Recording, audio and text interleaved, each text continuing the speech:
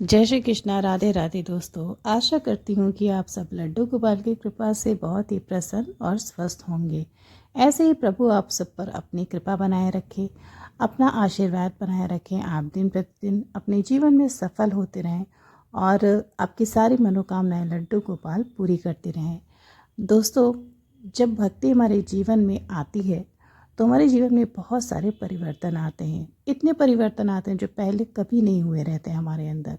हमारी बहुत सारी बुरी आदतें छूटती हैं, अच्छी आदतें, अच्छा अनुसरण हमारे अंदर आता है। और साथ में दोस्तों, हमारे साथ ऐसी बहुत सारी घटनाएं होती हैं जिसके बारे में हम कभी सोच भी नहीं सकते, जो हमारे लिए असंभव होती हैं।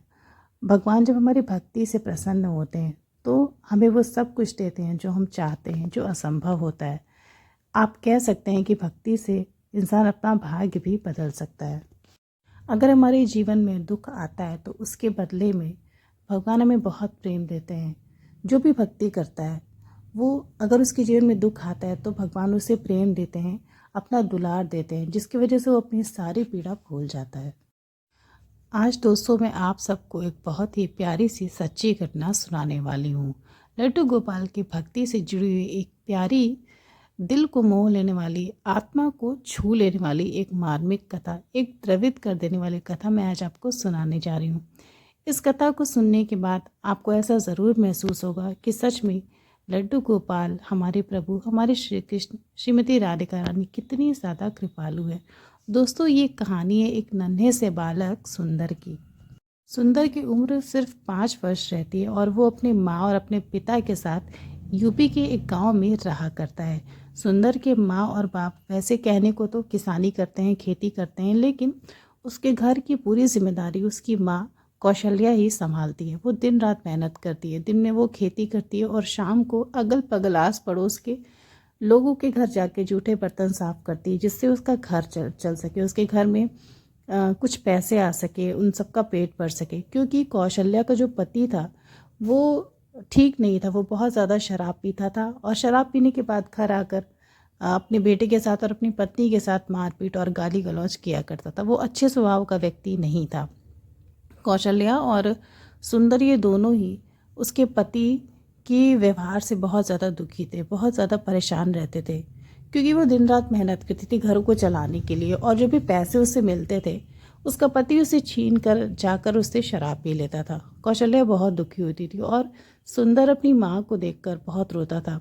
वो हमेशा सोचता था कि काश मैं अपनी माँ के लिए कुछ कर पाता, लेकिन वो भी बहुत छोटा था। अपनी माँ के साथ वो खेत में हाथ तो बटाता था, लेकिन वो ज़्यादा कुछ अपनी माँ के लिए नहीं कर पाता था, क्योंकि अपने पिता से बहुत डरता था।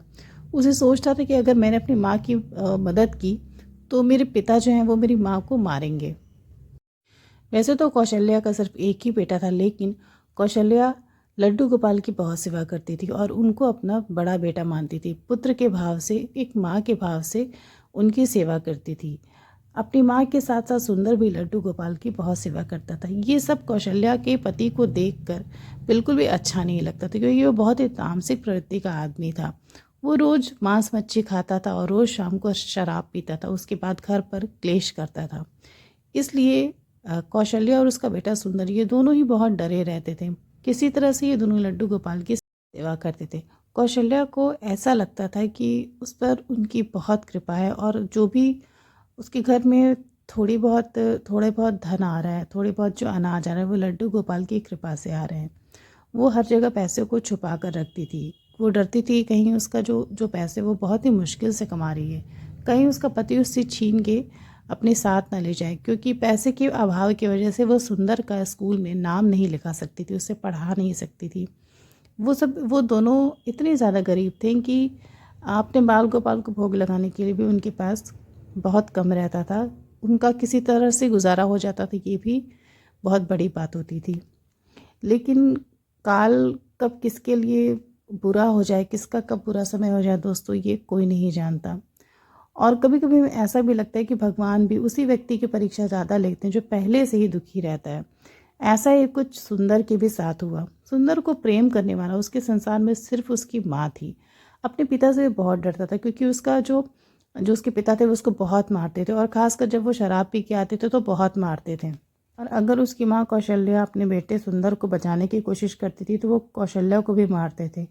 इसलिए सुंदर हमेशा जब उसका बाप उसे मारता था तो हमेशा कहता था अपनी माँ से, कौशल्या से, कि माँ मुझे चोट नहीं लगी, मुझे बिल्कुल भी दर्द नहीं हो रहा है, तुम रो मत, तुम पिताजी को कुछ भी मत बोलना वरना वो तुम्हें मारेंगे, मैं बिल्कुल ठीक हूँ, उनके मारने की वजह से मुझे कोई भी दर्द नहीं हो रहा।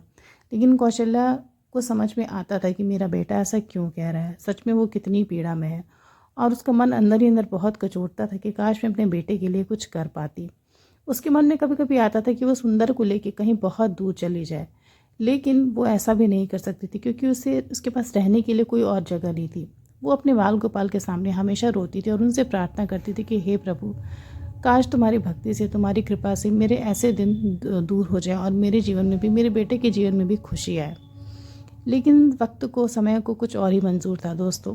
कौशल्या को एक गंभीर बीमारी हो गई, टीबी की बीमारी हो गई और उसकी हालत इतनी ज़्यादा ख़राब हो गई कि उसे खेत में काम करना और अगल बगल वो जो भी मेहनत मजदूरी करती थी वो सब कुछ उसे छोड़ना पड़ा। कौशल्या को बहुत खांसियाँ आती थी और उसे खून की उल्टी हुआ करती थी। एक बार जब वो खाना बना रही थी अपने बेटे के लिए तभी उसे अचानक से उल्टियाँ होने लगी और उसकी उल्टी में बहुत सारा खून निकला। वो देखकर सुंदर बहुत ज़्यादा घबरा गया और रोने लगा। वो अपनी माँ को पानी ला के देता है, उसे पानी पिलाता है, लेकिन उसकी खांसी बंद ही नहीं होती। उसके सीने में बहुत तेज़ दर्द होने लगता है। उसका बाप जो है, सुंदर का जो बाप रहता है, वो कहाँ रहता है किसी को भी नहीं पता रहता। शराब पीने के बाद 2-3 दिन तक वो घर पे आता ही नहीं है। सुंदर के गांव में ही थोड़े उसके घर के पास ही एक वैद्य जी रहते हैं। वो दौड़कर वैद्य जी को बुलाने जाता है।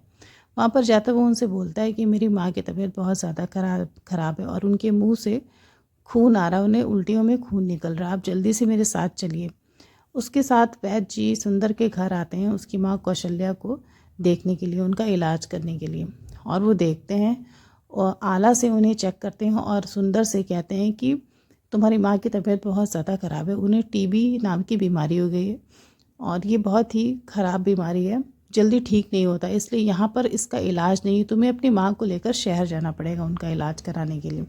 और अगर इलाज नहीं हुआ तो तुम्हारी माँ ज़्यादा दिन तक जीवित नहीं बचेगी। सुंदर वैद्य जी के पैरों पे गिर जाता है और उनसे बहुत निवेदन करता है कि आप मेरी माँ को बचा लीजिए, मेरे पास धन नहीं है, मेरे पास पैसा नहीं है कि मैं शहर में जाकर अपनी माँ का इलाज करा पाऊँ। जो उसे बहुत समझाते हैं कि बेटा मैं दवा तो दे रहा हूँ, लेकिन ये बीमारी कोई छोटी मोटी बीमारी नहीं कि एक बहुत बड़ा संक्रमण है जो डॉक्टर के इलाज से ही सही हो पाएगा, मेरी दवा से शायद ये ठीक नहीं होगा। वैद्य जी सुंदर को दवा देकर चले जाते हैं। अपनी माँ कौशल्या को वो दवा खिलाता है लेकिन उन्हें पूरी तरह से आराम नहीं मिलता है। वो अगले ही दिन से फिर से खेत में काम करने लगती हैं। अगर वो खेत में काम नहीं करती तो फसल तैयार नहीं होती और फिर उनके पास खाने के लिए अनाज नहीं आता। कौशल्या रात दिन उसी बीमारी वाली स्थिति में, टीबी की हालत में, बीमार हालत में वो बहुत ज़्यादा मेहनत करती है, इतनी ज़्यादा मेहनत करती है कि 2-3 दिन के बाद उसकी हालत बहुत ज़्यादा ख़राब हो जाती है और वो बिस्तर पर आ जाती है, वो उठ बैठ भी नहीं पाती है। सुंदर अपनी माँ को देखकर बहुत रोता है। नन्हा सा बच्चा, दोस्तों आप सोच सकते हैं कि कोई भी नन्हा सा बालक जो सिर्फ 5-6 साल का है, अपनी माँ को इस अवस्था में देखकर, जिसका दुनिया में माँ के सिवा कोई भी नहीं है, उस पर क्या बीतेगी। 5 साल की आयु कितनी होती है इतना बड़ा दुख झेलने के लिए। लेकिन इस अवस्था में भी उसका बाप, उसका पिता एक बार भी घर नहीं आता, कौशल्या का हाल चाल नहीं पूछता, उसकी बीमारी के बारे में उससे कुछ नहीं पूछता और ना ही उसे धन देता है कि वो उसका इलाज करा सके, ना ही उसे शहर ले जाता है इलाज कराने के लिए। अपनी माँ को तड़पता देखकर सुंदर बहुत रोता है। उसके मन पर क्या बीतती है तो सिर्फ वही जान सकता है। सुंदर के पास खाने के लिए कुछ भी नहीं रहता। वो अगल बगल घर में जाकर खाने के लिए कुछ मांगता है, जहाँ भी वो उसकी माँ कौशल्या काम किया करती है। लोगों को सुंदर पर बहुत दया आती है और उन लोगों ने उसे कुछ धन दिए और कुछ खाने के लिए दिए, जिससे सुंदर और उसकी माँ कौशल्या का कुछ दिन गुजारा हो सका। लेकिन दोस्तों कौशल्या की स्थिति दिन पे दिन बहुत बिगड़ती जा रही थी। टीबी का जो संक्रमण था वो उसके पूरे फेफड़े में फैल गया था और उसका फेफड़ा खराब हो चुका था। एक दिन रात में बहुत बारिश हो रही थी और कौशल्या को बहुत खांसी और उल्टियाँ हो रही थी। खांसते खांसते कौशल्या की स्थिति बहुत खराब हो गई। सुंदर दौड़कर फिर से वैद्य जी को बुलाने गया। अपने साथ बैद जी को लेकर आए, लेकिन तब तक उसकी माँ कौशल्या की मृत्यु हो चुकी थी। जी उसे देखते हैं, जांच करते हैं और बताते हैं कि बेटा तुम्हारी माँ अब जीवित नहीं है, वो मर चुकी है। मैंने तुमसे बोला था कि तुम अपने पिता के साथ अपनी माँ को शहर ले जाकर उनका इलाज कराओ। ये बीमारी कोई छोटी मोटी बीमारी नहीं होती है, लेकिन तुम उसका इलाज नहीं करा पाए और वो इसी बीमारी की वजह से, इस बीमारी के ही कारण उसकी मौत हो गई। सुंदर की स्थिति बहुत खराब होती है, वो बहुत रोता है। इतना नन्हा सा बालक जिसका संसार में माँ के सिवा कोई नहीं था, और उसकी माँ भी उसे छोड़कर चली गई। दोस्तों, आप समझ सकते हैं कि एक नन्हे से बच्चे पर क्या बीता होगा जब उसने अपने हाथ से अपनी माँ के चिता को अग्नि दी। अपने नन्हे कोमल हाथों से अपनी माँ के शरीर पर कफन डाला, उसके चेहरे को ढका, उसकी आंखों को बंद किया। उस नन्ही सी जान पर क्या बीती होगी। सुंदर की तो जैसे दुनिया ही लुट गई थी। उसे कुछ भी समझ में नहीं आ रहा था कि मैं क्या करूं। वो रो भी नहीं पा रहा था। वो बिल्कुल उसकी आंखें पथरा गई थी। रोते रोते वो पागल सा हो गया था। उसने बहुत दिनों से भोजन भी नहीं खाया था, लेकिन उसका पिता कहाँ था ये कोई भी नहीं जान रहा था। वो एक बार भी आकर अपने बेटे को और कौशल्या को नहीं देखता था। सुंदर बिल्कुल अकेला था। उसकी माँ मर चुकी थी। अपनी झोपड़ी में, अपनी टूटी फूटी कुटिया में वो चुपचाप पड़ा रहता था। आसपास के लोग कभी कभी जो खाने के लिए दे देते, वो खाकर चुपचाप बैठकर अपने बाल गोपाल को, अपने उसी लड्डू गोपाल को निहारा करता और उसकी आंखों से आंसू झरझर बहा करते। वो मन ही मन यही सोचता कि मेरी माँ लड्डू गोपाल की इतनी पूजा करती थी, भगवान श्री कृष्ण की इतनी सेवा करती थी, इतनी पूजा करती थी, लेकिन भगवान ने उसे क्यों नहीं बचाया, भगवान ने उसे मुझसे क्यों छीन लिया। वो रो रो कर अपने बाल गोपाल से बहुत पूछ रहा था बार बार कि तूने मेरी माँ को क्यों नहीं बचाया। वो तो तुझे अपना बड़ा बेटा मानती थी, मुझसे भी ज़्यादा स्नेह करती थी तुझे, मुझसे भी ज़्यादा तुझे खाना खिलाती थी, तुझे अच्छे अच्छे वस्त्र पहनाती थी, लेकिन तूने मेरी माँ की बीमारी क्यों नहीं ठीक की, तूने मेरी माँ को क्यों नहीं बचाया, ठीक किया। वो मर गई, लेकिन तूने उसे नहीं बचाया। दोस्तों, दुख और विपत्ति की घड़ी में तो हम जैसे लोग भी विचलित हो जाते हैं, अपने बहुत परेशान हो जाते हैं, रोते हैं, दुखी होते हैं। तो सुंदर तो एक बहुत ही छोटा सा बच्चा था। आखिर वो ऐसी स्थिति में अपनी माँ को खोने के बाद अपने आप को कैसे संभालता, यह संभव था। सुंदर के दिमाग पर इस घटना का बहुत ही बुरा असर पड़ा और वो अवसाद में आने लगा। अपने लड्डू गोपाल से बहुत ज़्यादा चिढ़ने लगा। उसे ऐसा लगने लगा कि भगवान होते ही नहीं, लड्डू गोपाल होते ही नहीं हैं। अगर लड्डू गोपाल होते, अगर मेरी माँ की भक्ति से वो प्रसन्न होते, तो ज़रूर मेरी माँ को बचा लेते। लड्डू गोपाल से सुंदर का भरोसा बिल्कुल उठ गया। वो बहुत दिनों तक भूखा रहा, बहुत दिनों तक प्यासा रहा, लेकिन जब उससे भूख बर्दाश्त नहीं हुआ तो फिर वो घर से निकल कर जाकर अड़ोस पड़ोस में खाने के लिए मांगता और जो भी मिलता उससे अपना पेट भरता। वो अब धीरे धीरे कौशल्या के बिना रहना सीख गया था और उसके पिता का अभी भी कहीं पता नहीं था कि वो जीवित भी है या फिर नहीं है। उसे अपने बेटे या फिर अपनी पत्नी की कोई परवाह नहीं थी। सुंदर के पास ना तो उसके पिता थे और ना ही उसकी माँ थी। वो अनाथ की तरह जीने लगा और धीरे धीरे धीरे बड़ा होने लगा। उसे जीवन की सच्चाई समझ में आने लगी। उसे दोस्तों अब ये समझ में आने लगा कि जीने के लिए मुझे खुद ही मेहनत करनी होगी, अपने आप को खुद ही संभालना होगा। वो धीरे धीरे खेत में काम करना शुरू किया। वो थोड़ा बड़ा हो गया, 8-9 साल का हो गया और अब वो अपने खाने के लिए, अपना गुजारा करने के लिए स्वयं थोड़ा थोड़ा धन कमाने लगा।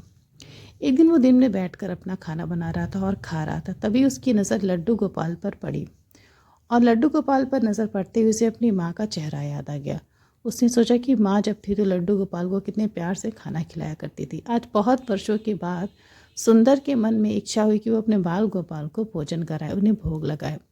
खाने बहुत वर्षों के बाद उस दिन सुंदर ने अपने लड्डू गोपाल को अपने हाथों से खाना खिलाया, भोजन खिलाया। दोस्तों, जब इंसान के मन में भगवान के लिए भरोसा होता है, वो कितना भी नाराज़ हो भगवान से, भले ही उसका भरोसा टूट गया हो, लेकिन कहीं ना कहीं मन में ज़रूर एक आश्रय भगवान का ज़रूर होता है। वो लड्डू गोपाल को अभी भी नहीं भुला था।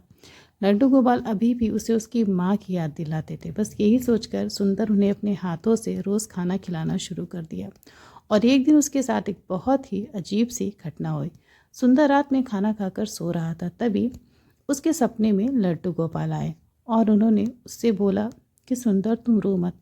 उन्होंने उसकी आंखों से बहते आंसू को अपने हाथों से पोंछा और बस ओझल हो गए। सुंदर ने सपने में अपने बाल गोपाल को बस इतना ही देखा, अपने आंसुओं को पोंछते हुए। लेकिन दोस्तों, जब सुंदर ने अपनी आंखें खोली तो पता उसके सामने क्या था।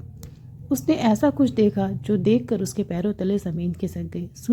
सुंदर ने देखा कि उसकी आंखों के सामने उसकी माँ कौशल्या खड़ी है और अपनी माँ को, कौशल्या को देखकर सुंदर आश्चर्यचकित हो गया। वो सोचने लगा कि मैं सपना देख रहा हूँ या ये सच है। वो हाथ बढ़ाकर अपनी माँ को छूना चाहा और उसने जब छुआ तो देखा कि सच में उसकी माँ थी। अपनी माँ को इस तरह से अपने सामने प्रत्यक्ष रूप से देखकर सुंदर की आंखों से खुशी के, आनंद के आंसू निकल पड़े। वो अपनी माँ के सीने से लग गया और बहुत रोया, बहुत रोया अपनी माँ के सीने से लगकर, और बार बार अपनी माँ से यही पूछ रहा था कि माँ, तुम मुझे छोड़कर क्यों चली गई। मुझे पता है कि मैं तुम्हारा इलाज नहीं करा सका, मैं तुम्हारे काम ना आ सका, मैं तुम्हारा बुरा बेटा हूँ। अगर मैं तुम्हारा अच्छा बेटा होता तो तुम्हारा इलाज कराता, तुम ठीक हो गई होती, तुम जीवित होती, मेरे पास होती और अपने हाथों से मुझे खाना बनाकर खिलाती। काश माँ, अगर मैं तुम्हारा इलाज करा सकता तो आज मैं अकेला नहीं होता, लेकिन मैं नालायक हूँ, तुम्हारी कोई भी सेवा नहीं कर सका। कौशल्या अपने बेटे सुंदर की आंखों से आंसू पोंछते हुए कहती कि बेटा, इसमें तुम्हारा कोई भी दोष नहीं, तुम तो बहुत अच्छे हो, तुमने मेरी बहुत सेवा की, लेकिन मेरा जीवन बस इतना ही था, हम दोनों का साथ बस इतना ही था। बस इतना ही समझ लो कि मेरी जगह तुम्हारे साथ लड्डू गोपाल है। लड्डू गोपाल को ही तुम अपनी माँ समझना, तुम कभी भी अकेले नहीं हो, मैं हमेशा तुम्हारे साथ हूँ लड्डू गोपाल के रूप में। और जब तक तुम इन बाल गोपाल को अपने पास रखोगे, इनकी सेवा करोगे, मैं हमेशा तुम्हारे पास रहूँगी। बस यही समझना कि लड्डू गोपाल ही तुम्हारी माँ के रूप में है। ये कहकर कौशल्या अचानक से गायब हो गई और सुंदर देखता रह गया। उसकी आंखों में आंसू भरे थे। वो बहुत रोया क्योंकि उसकी माँ उसे दिखने के बाद, उससे बात करने के बाद फिर से गायब हो गई। लेकिन सुंदर को एक संतोष का अनुभव हुआ। उसे अंदर से बहुत हिम्मत मिली क्योंकि बहुत वर्षों के बाद दोस्तों उसने अपनी माँ को देखा था। और माँ कितनी बड़ी ताकत होती है एक संतान के लिए, एक बच्चे के लिए। अपनी माँ को फिर से देखने के बाद उसमें बहुत प्रेरणा आई, बहुत हिम्मत आई और वो फिर से जीने की कोशिश करने लगा।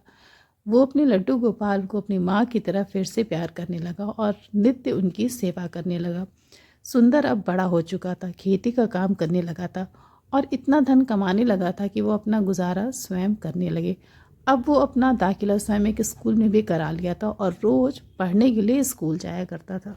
वो लड्डू गोपाल को ही अपनी माँ और अपना पिता दोनों मानने लगा।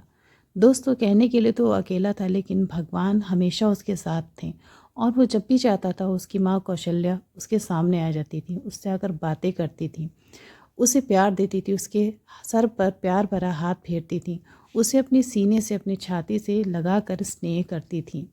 दोस्तों, सुंदर बड़ा हो गया और साथ में ही लड्डू गोपाल की बहुत भक्ति करने लगा। सुंदर के मन में उन लोगों के लिए बहुत ज़्यादा संवेदना थी जो लोग गरीब थे, जो मरीज़ थे, बीमार थे, अपना इलाज नहीं करा सकते थे। इसलिए वो हमेशा गांव के उन गरीब लोगों की सहायता करने लगा जो स्वयं अपना इलाज नहीं करा सकते, जिनके पास अपनी दवाइयाँ खरीदने के लिए, अपना इलाज करने के लिए धन नहीं होता था, पैसे नहीं होते थे। सुंदर उन सभी लोगों की हमेशा सहायता करता था और साथ में लड्डू गोपाल की खूब सेवा करता था। गरीबी और लाचारी की वजह से, पैसे के अभाव की वजह से सुंदर ने अपनी माँ को खो दिया था और वो हमेशा यही सोचता था कि जैसे मैंने अपनी माँ को खोया वैसे कोई और बच्चा अपने माँ या बाप को ना खोए। इसलिए वो सारे गरीब लोगों की मदद करने लगा और साथ में लड्डू गोपाल की भक्ति करने लगा। तो दोस्तों, सुंदर के जीवन में लड्डू गोपाल की भक्ति से बहुत सारे चमत्कार हुए। वो अपनी माँ से मिल पाया, उस माँ से जो उसके जीवन में नहीं रही, जो मर चुकी थी, दोस्तों, एक दिन एक ऐसा चमत्कार हुआ जिसे सुनकर आपके रोंगटे खड़े हो जाएंगे। एक दिन सुंदर अपने घर पर बैठा हुआ था, तभी उसके घर में कोई आया। वो बाहर निकल के देखा तो उसने देखा कि उसके पिताजी आए थे जो कि बहुत ही वृद्ध हो चुके थे और आकर घर में अपनी पत्नी कौशल्या को ढूंढ रहे थे। उसने अपने बेटे सुंदर को पहचाना भी नहीं। उसने पूछा कि कौशल्या कहाँ है। तभी सुंदर ने उन्हें बताया कि माँ अब इस दुनिया में नहीं है, माँ मर चुकी है। उसका पति बहुत रोया और उसे अपने किए पर बहुत पछतावा हुआ। उसने अपने बेटे सुंदर से भी बहुत माफ़ी मांगी, लेकिन किसी भी औलाद का कलेजा इतना कठोर नहीं होता कि वो अपने माँ बाप को कभी माफ़ ना कर पाए। उसने अपने पिता को माफ़ कर दिया और दोनों ही बाप और बेटे साथ में रहने लगे, प्रेम से रहने लगे और लड्डू गोपाल की सेवा करने लगे। तो दोस्तों, सुंदर के जीवन में लड्डू गोपाल की कृपा की ये कथा आपको अगर अच्छी लगी हो तो इस कथा को, इस कहानी को अपने दोस्तों के साथ ज़रूर साझा करिएगा और मेरे चैनल कृष्ण प्रेम रस को ज़रूर सब्सक्राइब करिएगा। राधे राधे।